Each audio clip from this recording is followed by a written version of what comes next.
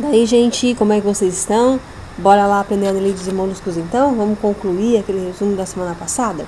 Olha só, vamos começar com os anelídeos então. Esse grupo aqui, pessoal, é formado principalmente pelas minhocas, mais conhecidas, né? Minhocas, sanguessugas e poliquetas.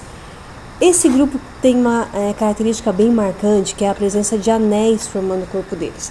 Esses anéis têm musculatura própria, quer dizer que eles se locomovem de forma independente. Ok? Então, se a minhoca tem 30 anéis, os 30 anéis vão se locomover de maneira independente para movimentar o corpo da minhoca ali. Eles possuem sistema digestório completo, significa que tem a boca e que tem o ânus, tem o local para a comida entrar e tem local para os detritos saírem. Podem ter respiração cutânea, que é pela pele, ou respirarem por brânquias, que é o caso das poliquetas, que são animais aquáticos. Ok? Aqui tem uma ilustração mostrando que os grupos de anelídeos são formados pela quantidade de cerdas que aqueles seres vivos apresentam.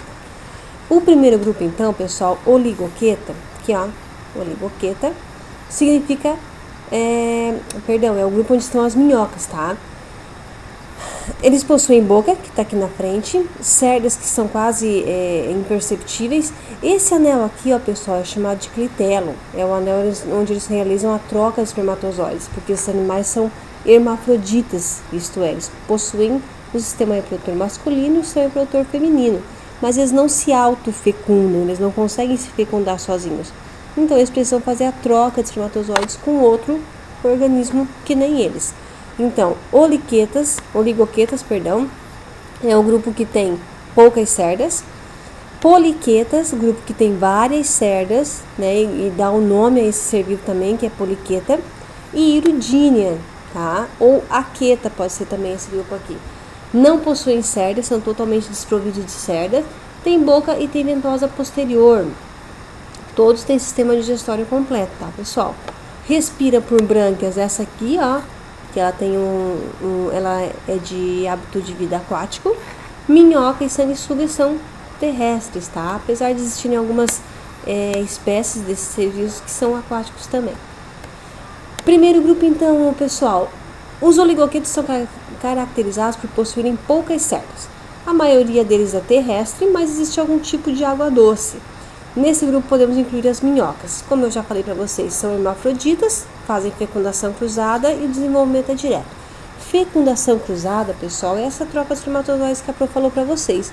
E desenvolvimento direto significa que quando nasce o filhote, ele já nasce minhoca. Não nasce larva, nasce uma minhoca e só vai se desenvolver, só vai ganhar tamanho. As minhocas são importantes, pessoal, são fundamentais na produção do humus, que é um tipo de substância, como se fosse o cocô da minhoca, tá? É um tipo de substância utilizada como adubo para a terra. Então, quanto mais minhoca tiver na terra, mais bem adubada ela será. Além do que ela cava túneis, né? Ela revolve a terra, ela vai mexendo a terra, deixando o solo aerado, oxigenado, assim, bom mesmo, bem adubado. Segundo grupo, pessoal, poliquetos, eles são marinhos, têm muitas cerdas, alguns têm hábito de vida livre, tá? Eles nadam tranquilos, e outros podem ser sésseis, quer dizer que eles não saem do lugar. Possuem sexos separados, têm fecundação externa e desenvolvimento indireto. O que é isso? Sexos separados vai ter macho e vai ter fêmea. Fecundação externa quer dizer que eles liberam os gametas dele, gametas masculinos e femininos, na água. E o desenvolvimento indireto significa que eles formam uma larva. A larva vai se desenvolver até formar a poliqueta adulta, que é esse tipo aqui, ó. E os hirudíneos são anelídeos que não possuem cerdas, no caso da sanguessuga, tá? A maioria é de água doce, alguns vivem em ambientes salgados ou em ambientes úmidos, mas os principais representantes são as sanguessugas. São hermafroditas, têm fecundação cruzada, que a Pro já falou que tem que trocar espermatozoides, e o desenvolvimento é direto. Quando eles nascem, já nascem sanguessugas, ok?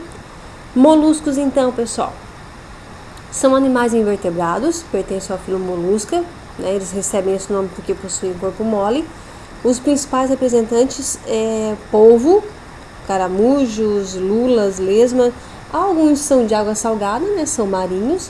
Outros são de água doce e ainda tem o caso de moluscos terrestres, como a lesma. Tá? Se dividem basicamente em 3 classes: gastrópodes. Antigamente se usava uma designação que dizia que a cabeça ficava ligada o pé ficava ligado ao estômago, por isso vem de gastro vem de estômago, então gastrópodes, pés ligados ao estômago, a barriga deles. Nessa classe está a maior parte de moluscos, que são os caracóis, caramujos e lesmas, todos conhecemos, né, pessoal? O caramujinho ali, ó, tem as anteninhas ali na frente, tem a concha em forma de espiral, tá, que vai estar protegendo os órgãos vitais desse animal ali. Ele, sempre que precisa, que é necessário para se proteger, ele entra na concha, fica guardadinho ali. Mas alguns organismos desse grupo aqui, como a lesma, não tem concha, não possuem concha. Segundo grupo, pessoal, bivalves, ostras e mexilhões, é o tal do marisco que a gente conhece aqui na nossa região, né? Marisquinho da praia. Ele tem 2 conchinhas. Esses bivalves pode ser de água doce ou de água salgada, tá? A conchinha dele se abre, bem como um marisco de praia. A característica principal desse grupo são exatamente essas 2 conchinhas que se formam, que se abrem de maneira articulada e protegem o animal, né? Terceira classe de moluscos cefalópodes. Cefalo vem de cabeça, tá?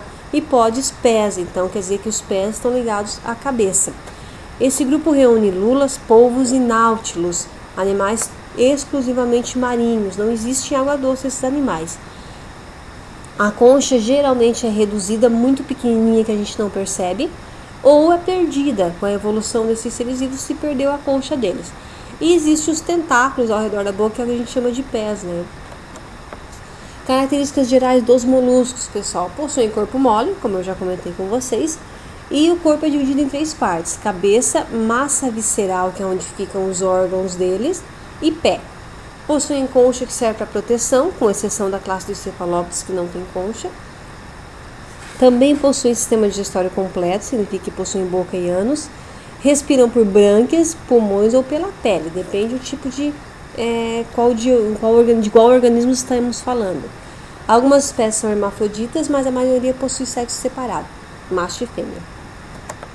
Aqui estão os sites que a Pro tirou esse conteúdo, se vocês quiserem lá dar uma pesquisadinha, sempre é bom.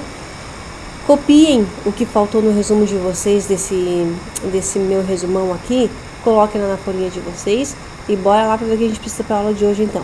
Beijo, pessoal, saudades, hein? Vamos torcer e pedir a Deus que tudo isso acabe de uma vez para a gente poder voltar para as aulas presenciais, certo, pessoal?